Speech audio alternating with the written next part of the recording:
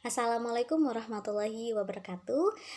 Perkenalkan, nama saya Masyidatur Rahman, NIM 2120027. Di sini saya akan memaparkan hasil penelitian saya di MI Soko untuk memenuhi tugas UAS Manajemen Pendidikan kelas B. Nah, metode penelitian yang saya gunakan yaitu metode penelitian lapangan atau mini riset. Nah, subjeknya yaitu para warga sekolah yang ada di MI Soko. Kemudian pendekatannya melalui pendekatan kualitatif deskriptif. Nah, teknik pengumpulan datanya saya menggunakan teknik wawancara, observasi, dan dokumentasi. Adapun subjek penelitiannya yaitu mengenai manajemen dan perorganisasian yang ada di MI Soko Pekalongan. Nah, langsung aja ke hasil ya. Hasil penelitian saya berdasarkan wawancara dengan kepala sekolahnya yaitu Pak Hasan sebagai berikut. Mengenai manajemen sumber daya manusia yang ada di MI Soko, itu melalui mereka itu menggunakan beberapa tahapan seleksi gitu loh. Mulai dari penerimaan, rekrutmen, terus seleksi, kemudian hubungan kerja, penempatan kerja, reward, dan lain sebagainya. Nah, di sini yaitu pertama yaitu perencanaan sumber daya manusia di MI Soko didasarkan pada situasi yang real. Terus kegiatan rekrutmen tenaga kerja di sekolah ini sama seperti tenaga kerja lainnya, yaitu minimal kalau untuk pendidik itu S1 PGMI, dan untuk kalau ke tenaga pendidikan itu minimal SMA. Dan sementara untuk peserta didiknya yaitu udah lulus TK ataupun dia sudah bisa membaca. Setelah dia udah lulus pendaftaran itu dilakukan tes wawancara.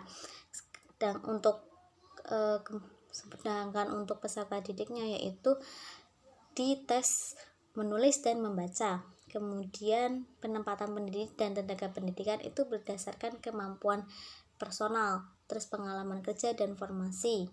Jika pendidik dan tenaga pendidik itu diterima memiliki kemampuan lebih, maka ada tugas tambahan seperti menjadi guru ekskul atau guru lomba dan sebagainya. Kemudian untuk pengembangan pendidik dan tenaga pendidikan itu dilakukan melalui KKG atau kelompok kerja guru, bimbingan teknis, workshop, dan studi lanjut. Nah, di sini juga melakukan penilaian kinerja yang dilakukan selama 3 bulan sekali oleh kepala sekolah.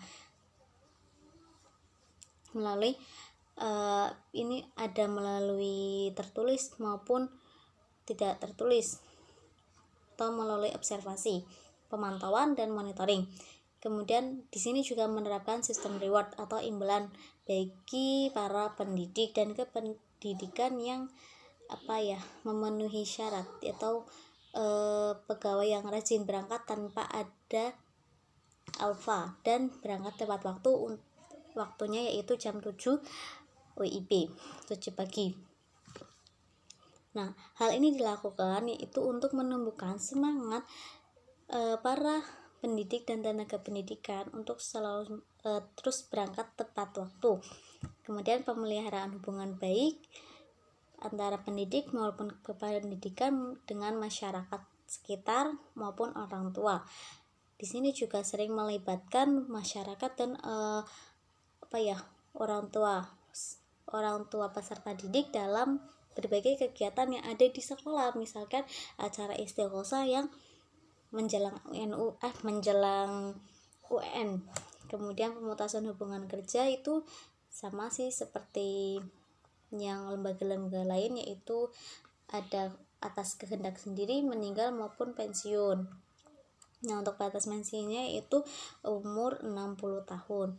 Kemudian upaya mengoptimalkan manajemen sumber daya manusia di sini tuh adanya evaluasi bulanan, kemudian penilaian kinerja dan prestasi kerja, terus mengadakan pelatihan atau studi lanjut bagi pendidik yang ingin melanjutkan, terus dipenuhi sarana dan prasarana sekolah.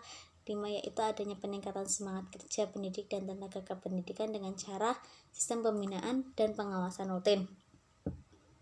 Kemudian yaitu melakukan koordinasi rutin dengan komite sekolah, orang tua, ataupun wali siswa. Nah, untuk kendala-kendala yang dihadapi itu umum sih, wajarlah, biasa, yaitu mengenai situasi dan kondisi etos kerja dari warga sekolah yang ada.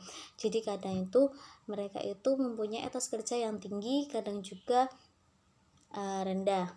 Kadang mereka itu disiplin dan kadang ya tidak. Nah, untuk menghadapi hal tersebut, solusi yang diambil yaitu dengan melakukan pembinaan, memberikan motivasi, dan memberikan keteguran. Jadi kepala sekolahnya itu pertama memberikan pembinaan dulu. Kenapa? Maksudnya harus berangkat pagi terus. Contoh, memberikan contoh yang baik kepada para pendidik dan ke tenaga pendidikannya, agar mereka juga bisa meniru. Kemudian kalau masih ada toh yang masih telat, itu diberikan motivasi atau ditanyai kenapa kok bisa telat seperti ini. Dan kalau masih utuh, tidak bisa berangkat tepat waktu sesuai dengan jadwal yang ada, itu diberikan teguran atau sanksi. Nah, mungkin itu saja yang dapat saya sampaikan. Kurang lebihnya saya mohon maaf. Wassalamualaikum warahmatullahi wabarakatuh.